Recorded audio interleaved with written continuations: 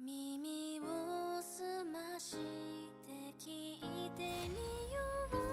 あの日見てた夢の声、一人ぼっちで泣いている私に見つけて欲しくて、空が赤く染まり、やがて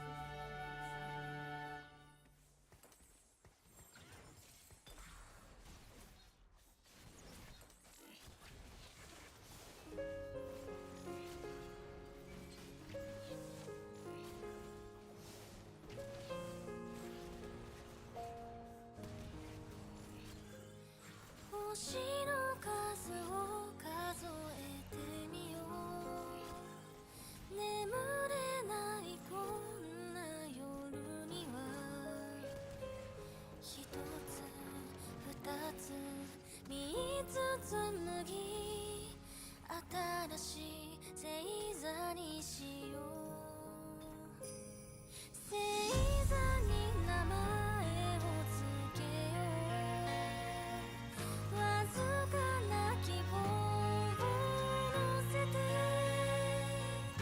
その光を目印にして果てしない空へ旅に出よう。輝く星の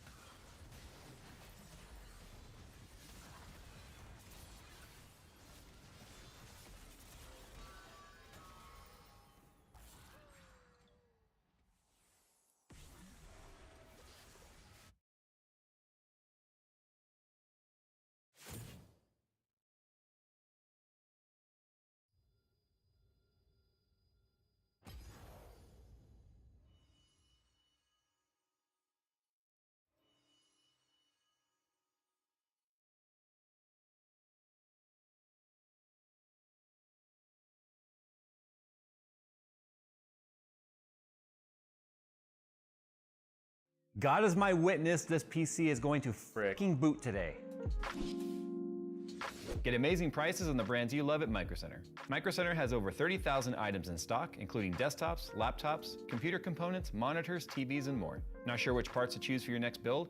Then use Micro Center's custom PC builder to find compatible parts, create your parts list, add them to your cart, and use same-day pickup at one of Micro Center's 25 locations nationwide. And if you're not comfortable building it, one of Micro Center's professional builders can build it for you as fast as same day for a fee. And if you need ideas for a build, then head to Micro Center's Build Showcase for great build inspiration, or submit your build for others to see. To see everything that Micro Center has to offer, click the link in the description below.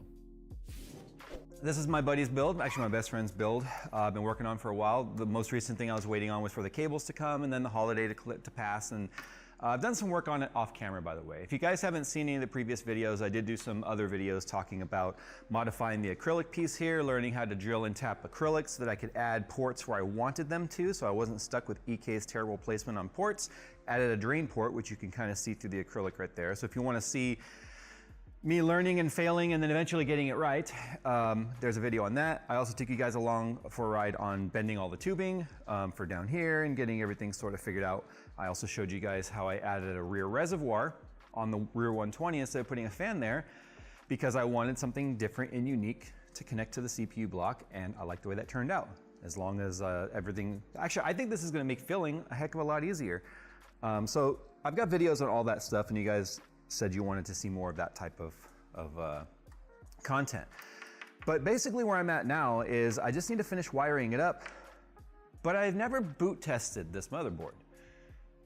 That's scary because although MSI is a lot better than it used to be, the highest quote-unquote failure rate I've ever had of boards that were bad out of the box for me personally in the last 10 years have been MSI, and followed by Gigabyte. So I think what I'm going to do today, typically I would not have a problem with just booting on a system without any coolant or anything in there because the block has enough thermal mass to at least keep the CPU from just ramping to thermal shutdown. I don't want to do that with this because with DDR5 and how long it takes for CPUs to train and actually boot these days, it could definitely get into the hot territory, and I don't want to deal with that. I also do not want to put fluid in here and then hook a power supply up to the pump and start putting fluid through it and then turn it on and find out something's wrong and have to take it apart, then have to drain the loop, and then stuff will inevitably drip and it gets into being messy. So what I'm debating on doing right now is actually taking off the tubes to the CPU block, taking the CPU block off, and then hooking like an AIO up to it just to boot. Because the GPU, I have no problems with letting it turn on with just a block touching it and no flow, because with the GPU at idle and down like 300 megahertz, 400 megahertz, and the voltage super low, I could let it idle all day long with the water block on there and not having any passive or any active cooling.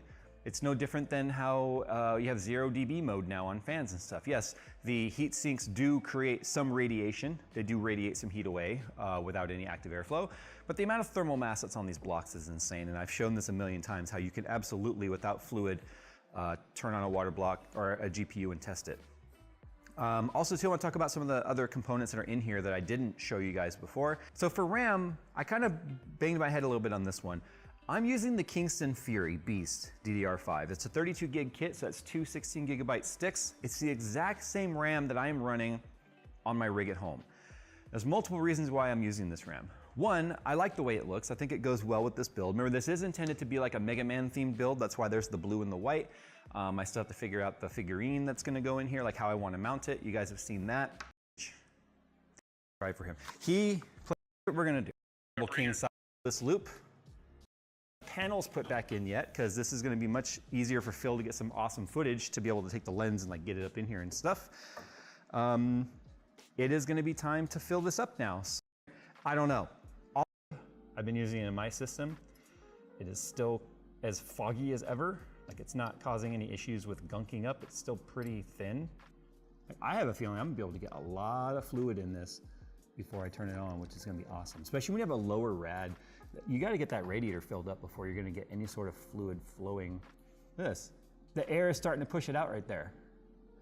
It's sciencing so hard right now. I love it. I'm going to start doing this in all my builds.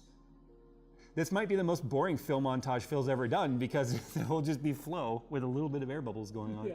Okay, I'm going to plug in another 24 pin back here, jumper it. We'll fill it up.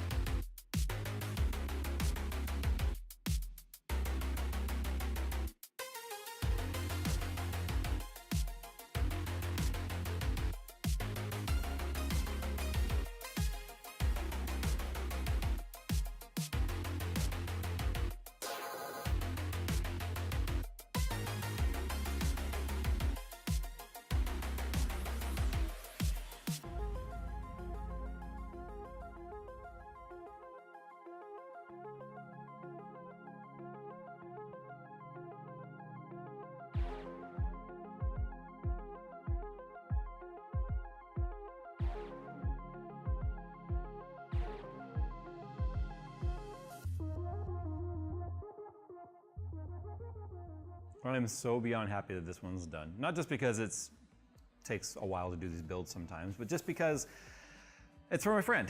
I'm really bummed still that I'm pretty sure I killed a motherboard. In fact, let me grab it. I was looking at the back of it to see if I could find any visible like arcing or anything, but no, there's no marks anywhere on this. I went over it pretty fine tooth, but look at this. The backside, you know, has so many exposed prongs and whatnot, like from the soldering points, that we were joking around about this. Like, well, if we had Asus with their armor on the back, it wouldn't have mattered because it wouldn't have touched anything, but whatever, it is what it is. It may not be dead. I don't know if it's dead. We've had boards before that have like died, and then we just put them on the shelf, and then a couple months later we screw around with it and it's alive. So I'm hoping that's the case with that one. I don't even have my fingers crossed on that. Anyway, here's the Mega Man build. The lights right now are just set to white with some blue lights kind of going around back and forth. I've got Mega Man there sort of. Let's make him holding up the graphics card. There we go. He's not actually holding the graphics card. This card is not sagging because I've used pretty much all of my methods of anti-sag that I've done videos about, so it's not sagging at all. I like the way it turned out. I don't know what he wants to do with lighting, so right now I just kind of left it at that. But there's two pieces of lighting software that we're using here, L-Connect 3, as well as Mystic Light. And if we go ahead and open up Mystic Light here, wait for MSI center loading. Wait for UI elements initialization. No, I do not want to install Norton. This is the problem. Look at this.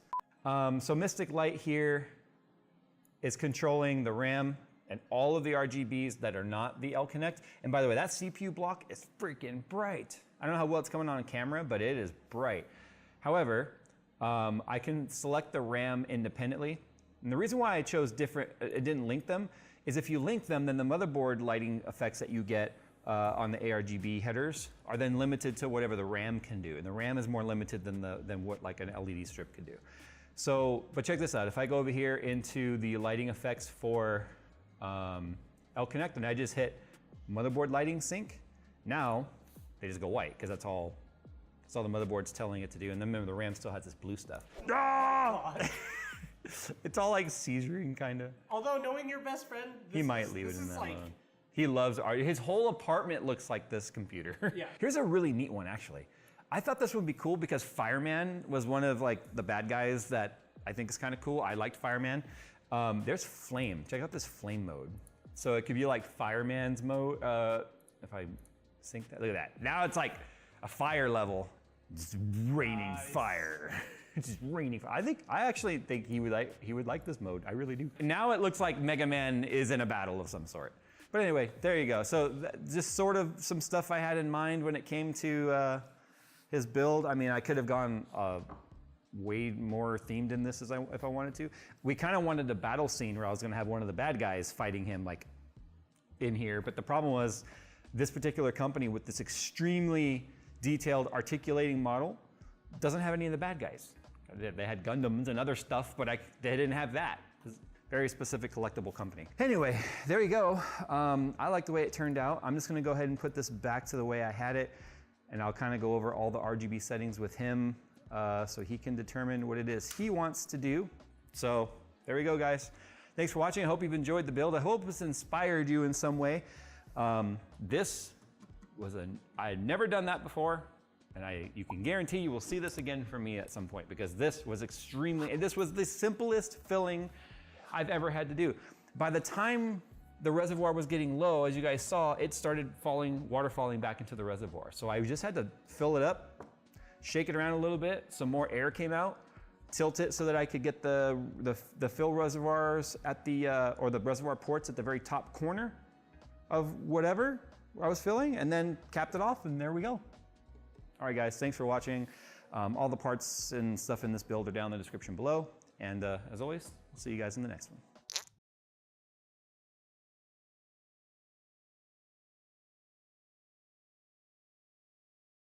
I love horror movies and horror